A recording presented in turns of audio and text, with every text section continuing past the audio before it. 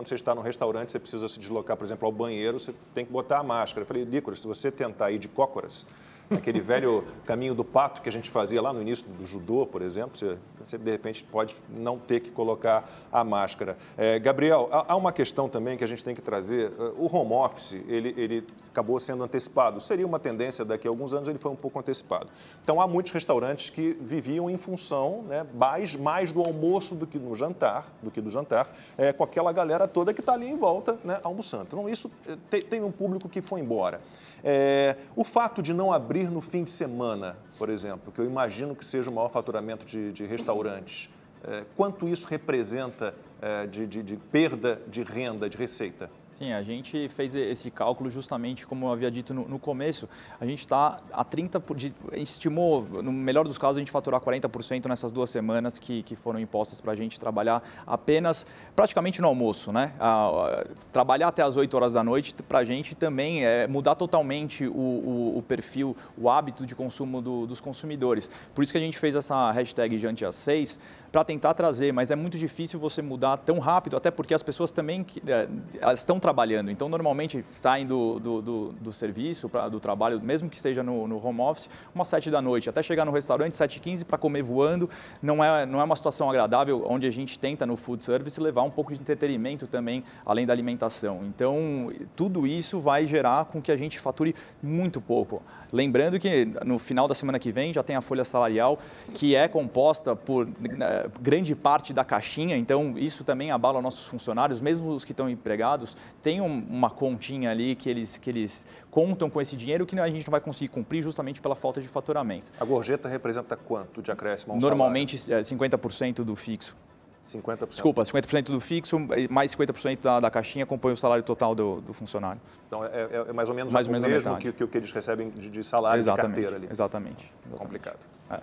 Eu acho que a minha sensação é que talvez tenha ficado uma imagem muito ruim com todas aquelas imagens que circularam nas redes sociais, nas televisões, de bares abarrotados, com muita gente em pé, sem máscara, não cumprindo todas as decisões. Eu sei que a maioria dos estabelecimentos cumpre, mas talvez aí é aquela coisa, né? Os bons acabam pagando pelos maus que descumprem as regras.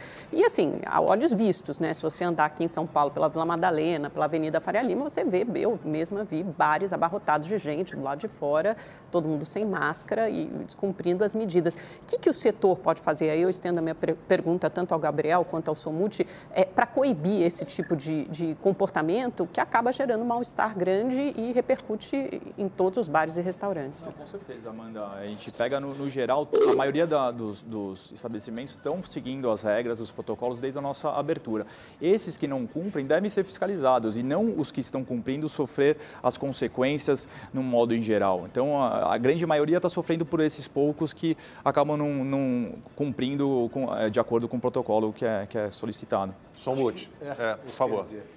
Bom, Amanda, a questão é o seguinte, você quando dá foco no estabelecimento que não está cumprindo os protocolos e faz, como o Gabriel destaca, injustiça com a grande maioria, faz sentido, isso é jornalismo e tudo, mas ele induz a 2 grandes problemas. O primeiro é o seguinte, ao fechar os bares e restaurantes, você fecha estes que estavam não cumprindo e todos os demais. E empurra toda a clientela para festas, reuniões dentro de casa, enormes. Você tem uma ideia, Belo Horizonte está desde o dia 7 de dezembro sem permitir venda de álcool. E não mudou nada. Os indicadores continuaram caindo. Nós estamos pelo terceiro período. São Paulo fez restrições no final de semana. O que a gente viu? O pessoal indo para a praia, aos montes, os ônibus lotados, pessoas comendo.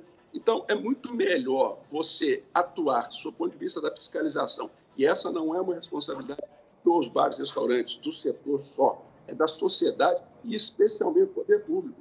É muito mais fácil você ir num bar que você sabe que está lá na Vila Madalena, fiscalizar, do que você inibir uma festa dentro de casa, conter uma aglomeração numa balada informal, conter as praias. O que a gente vê é o seguinte, o jovem e todo mundo busca algum tipo de diversão, de confraternização, de convívio humano. É mais de um ano sobre isso.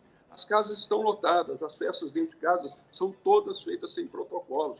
Os nossos filhos estão trazendo os amigos deles que vieram, nós não sabemos de qual ambiente. É muito mais razoável a intervenção num local formal, com um endereço conhecido, com responsabilidade fiscal, que o proprietário pode ser punido, do que a gente fazer de conta que está resolvendo um problema, porque eu enxergo isso é fazer de conta.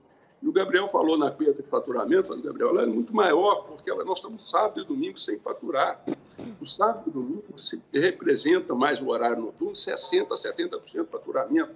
E tem os bares, que também não são pouco importantes. Nós temos 300, 400 mil bares no Brasil, que geram 2,5 milhões de emprego, que depois das 20 horas ninguém vai para um bar.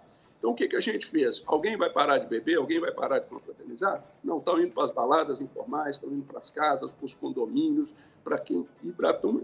Isso é, na minha visão, uma política acomodada, é aquele que não quer fiscalizar, não quer cumprir o papel público, não quer enfrentar o que a imprensa denuncia. É simplesmente transferir uma responsabilidade de poder público para a iniciativa privada, especialmente para o pequeno empresário de bar e restaurante.